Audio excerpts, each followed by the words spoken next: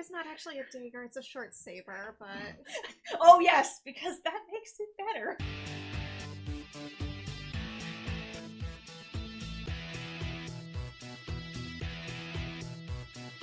Hello, and welcome to the Afterspark podcast, an episode-by-episode recap of the Generation 1 Transformers cartoon. I'm Els. And I'm Specs. Today we're going to be talking about episode 28, The Master Builder. Let's talk about giant robots today, shall we? Sure. So, we open with Powerglide, Ace of the Air, flying through the sky. Skywarp fires on him with Starscream following close behind. Now here's our main characters for this episode, Hoist and Grapple. They build stuff. Theoretically, how much stuff have they been able to build during a war exactly? That is the question. Very much so. Not enough, probably. Yeah. Grapple is an orangey yellow crane, and Hoist is a boxy green tow truck, who sounds, slightly like Shakespeare. Dadabutt called. He'd like his shtick back. They're building a model for a solar power tower to harness the power of the sun. It sparkles. Yay! Sparkle, sparkle, sparkle. Then they wheel their little model over to the main room to show Optimus, who is playing basketball with Spike. And somehow not completely murdering him or accidentally committing manslaughter, which, always a good thing. Yeah. He is still getting the lingo, though, as he calls it drooling instead of dribbling. No, he's attempting it. He's trying. Dadbot's trying. Yep. Dadimus Prime, if you will. When Hoist and Grapple enter the room, Optimus does the Optimus equivalent of "think fast" and tosses the ball at Spike, who, when he catches it, just falls over. They attempt to sell Prime on their tower idea, but he doesn't approve because it could cause problems if it fell into Decepticon hands. It's a valid point. It is. So while this is going on, Teletran 1 declares condition magenta because Powerglide has been shot down. Do you think that's a Powerglide specific, condition or something, or is just specific for that type of Decepticon attack? Any Autobot being shot down? We don't know. I don't know if they'll ever use this again. Somehow I doubt it. Grapple, however, is dejected by Prime's rejection. They are sent to Powerglide's location to fix him up, though. So both Hoist and Grapple only have one hand. They really, really need to be working together. There's only two hands between them. And poor Grapple wonders if he shouldn't just give up on building things and become a grease monkey. Poor dude. Powerglide is able to take off again after, the two guys work on it and get him up and running. And then our two trucks head back to base via a canyon. They stop and chat about, their mutual disappointment, but are overheard by a sneaky scrapper. Wait, no, it's just all the Constructicons sneaking on them. All of them. And poor Grapple is the saddest crane in the world. He's so dejected, man. Hoist does not like the vibrations in this location and suggests rolling out before, they spot the Constructicons. Lending credence to they probably should have left before they spotted the Constructicons. Mm-hmm. Scavenger knocks a boulder in front of them to block their exit before they can escape, though, so, yeah. And then Mixmaster seals their other exit with concrete. That's gotta be some really fast-setting concrete. He's a chemist. He can presumably do that shit faster. See, this is what I'm talking about, though. The Decepticons just need to patent half their shits. They'll make enough money, they could buy a power plant or something. Yes, but that would be too sane and logical. Again, they should just listen to Soundwave. You cannot tell me Soundwave hasn't had this thought. Yeah, though they'd probably have to purchase through a company, but let's moving on. Yeah. Or cutting to commercial. Yep, as the two Autobots are buried in a landslide caused by Bone Crusher, don't worry. They're mostly fine. The Constructicons just wanted to talk, apparently.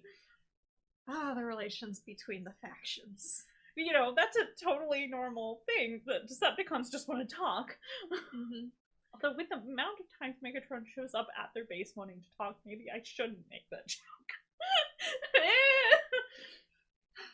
So the Constructicons say that they've left Megatron, and they want to help Grapple and Hoist build this solar power tower that they've literally just heard about. Yes, Megatron and Starscream are watching this at the Decepticon base by way of a hidden camera that's inside of a rock, though. How did the Decepticons know to place that camera there? I don't know. I'm so confused how that camera got there. It would be one thing if Laserbeak was spying on them, but I don't even think it's that. Like, I'm pretty sure it's a camera that pops out of a rock. It's absurd. This show is absurd. Starscream continues to be a blazing hypocrite as he starts screeching about the traitors! But Megatron says to leave them to him. Hoist and Grapple are definitely tempted, but the Constructicons offer proof of their good intentions by letting them go. Which I don't know how much I'd believe that after being, buried under a pile of rocks, but I guess they weren't any worse for wear. I mean, they are giant robots. Maybe that's equivalent of being pushed into a sandbox, for all we know. Maybe. Oh god. So, when the Constructicons show up, Megatron proceeds to give them shit. But they manage to convince him that they were doing it just to get the solar power tower. They're tricking them. I mean, seems legit. The Constructicons do need to offer further proof to Grapple and Hoist, though, so Megatron's like, then you must give them my most precious possession, before laughing maniacally. So Starscream's apt, then? His Optimus Prime collection. His Optimus Prime blow-up doll, you say? I mean, how many of those has he got, really? I want to know. The costumes. The copy of him he had floating around, the quote he had made. Yeah, there's so many options. Yeah, why? I know why, but why?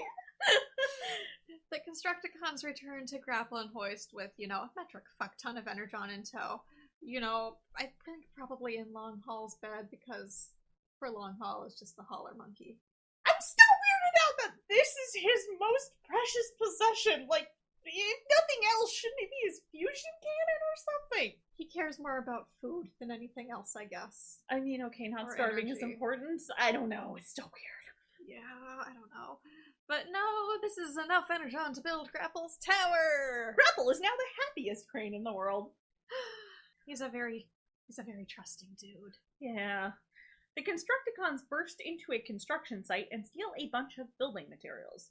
And here you see a human with a sense of self-preservation. He doesn't argue with the giant robots stealing stuff. Smart man. Mm-hmm. I think he just tears up the blueprints. He while does. laughing. He does. He's like... Poor guy. And so work begins on the tower. But back at the Ark, Optimus is playing basketball with folks more to his scale as Spike coaches them from the sidelines. That's much safer, Spike. And Much. Hey, Trax is here. And then immediately injured while playing basketball, may we remind you, and Prime says it's time for a checkup. But apparently Hoist hasn't been around much lately. Gee, I wonder why. He's off having an affair with Constructicons with Grapple, and it's gonna be awkward. Very. Meanwhile, back with our illegal tower, the Constructicons are stroking the fuck out of Grapple's ego. Yep, and due to the fact that Hoist and Grapple are missing, Power Glides has been sent out to find them. And find them he does, and their little construction site, and this little tete-tete with the Constructicons. Their little home away from home, if you know what I mean. Yeah. And then wow, I'm reading the entirely wrong section. I'm serious. Why am I misreading all the parts? Powerglide relays this back to Prime, who then says code blue, which, I mean, what the fuck does that mean? consorting with the enemy? We're learning so much about their color coding system today, and nothing makes sense. No, it doesn't. Construction vehicles fly through the air as the Constructicons form Devastator. This is to, put the finishing touch on the tower, and then Megatron shows up and shoots both Grapple and Hoist, and we're just like, we're betrayed. Did we mention we're betrayed? Yep. Megatron does call their tower magnificent, though. Is it just me, or does he really seem to appreciate well-built shit? What's not to appreciate about well-built shit? I mean, you've got a point. Cutting to the Autobots, we see Optimus leading the charge with a group of Autobots in tow, with Spike riding shotgun in Prime's cab. Because that's always a good idea. The Autobots shoot at the tower, a fight ensues. The Constructicons reformed Devastator in order to fight the Autobots. Devastator can now shoot I-beams. Let's just give all of these robots more powers when it's convenient, I guess. Remember, kids, when you're playing with your Devastator toy, he can attack with I-beams. After you've bought all 6 of the Constructicons, you gotta get all 6 of them to have Devastator. Remember, kids. You don't want him to be missing an arm, or a head, or any legs now, would you? Or the torso. Well, they couldn't really connect if there was no torso, so I was going with the limbs, but yes. That's true, but I mean, you could stick all of the limbs in a potato. Welcome to the world's weirdest Mr. Potato Head. Mr. Potato Head Constructor, or just Devastator. Oh, wait, he needs a better name. Potato-nator or something? Potato-nator. Devastator. Devastator, yes. Devastator. God, with a hyphen. Okay, so Cliffjumper attempts to shoot his patented glass gas, but it's just slapped away. Megatron then pulls some binoculars out of his boobs to get a closer look at what's going on. Titty-noculars. At least they're not titty guns, I guess. Though, I mean, why doesn't he use these ever later? Again? Because we know what we're watching. Powerglide takes to the air but is met with Ramjet, who's almost immediately knocked out by Devastator because Powerglide, if nothing else, is at least good at maneuvering. True. And then we have Warpath wham-powing his way into battle. Smokescreen then gets Devastator's attention and gets him to kick the tower by, I think, using his patented smokescreen thing. Or being like, nah, nah, nah, nah, nah, nah, I'm over here, something like that. Yeah. But Prime narrates this the entire time. It really seems like Smokescreen shouldn't need to be told what to do. He didn't, but the kids did. That is accurate. The Autobots shoot Devastator, who falls onto the remains of the tower, and then it explodes. Megatron is very disappointed in this. Guy didn't even do anything to get the tower aside from turn up afterwards, but, you know. He's up for management specs. He takes credit for everything, remember? True. Oh, and don't worry. All the Constructicons are perfectly fine despite the exploding tower because it totally exploded. The Autobots dig through the rubble to find Hoist and Grapple, who are also perfectly fine, albeit a little Han Solo'd at the moment. Like, they look like they're frozen in carbonite. Yeah. Yeah, that's pretty... Yeah. But don't worry. Brawn punches them to freedom. Ah, yes, we found another good use for Brawn. Grapple and Hoist apologize, which Optimus accepts immediately, unlike when Grimlock apologizes about a good 90% of the time. But he does punish them, and their punishment is to go clean up the mess they made all by themselves. Everyone heads back towards home. Grapple picks up what remains of his original model, which I guess he took there? He must have. Yeah. He and Hoist commiserate a little before they too head out. Including tossing the model on top of the scrap heap to deal with later. Avoidance. It's a tactic. That's where our episode cuts. So join us next time for bugs. Bugs! Bugs! Big bugs! Also mind control. So much mind control. So much mind control. I believe we have some thick recommendations for today. Yes, we do. Okay, so our first recommendation for today is Waiting for a World to Rebuild by Caius. It's in the G1 continuity. It's rated G. It got some shippy implications. Pairings are Grapple and Hoist. Our characters are Grapple, Hoist, and Rodimus Prime. And in summary, Grapple's been waiting and designing and redesigning. When did he have a chance to build? Written for the TF Speed writing prompt, setting the world to rights. And it's about 300 words, written in about a half an hour, revised for repost, per the author's summary. The theme is Grapple and Hoist, and it's a complete minific. Our second recommendation for today is And the Balls Came Tumbling Down, written by Terrapoda, Silent P. It's also in the G1 continuity. It's rated T. It's not Gen, so there's some shippy stuff. Yeah, it's more than shippy stuff. It's very overt. It is the subject matter for today. Grapple and Hoist are definitely in a relationship in this fic. Yes. So there are obvious pairings, and characters are Hoist, Grapple, Ratchet, Blue Streak, and Red Alert. And in summary, Hoist has said the wrong thing, and he knows it. But it's difficult to apologize when Grapple seems determined to never look him in the faceplates again. Of course, the rest of the arc knows better, according to them. Those two have been together since the dawn of Cybertron, and they will continue to be a couple until the end of time. All they need to do is to get those two to realize it. And again, the theme is Grapple and Hoist, this time very specifically as a pairing. And it's also complete. That one sounds good. I haven't read these yet, but I really want to read that one. Yep, they were both good.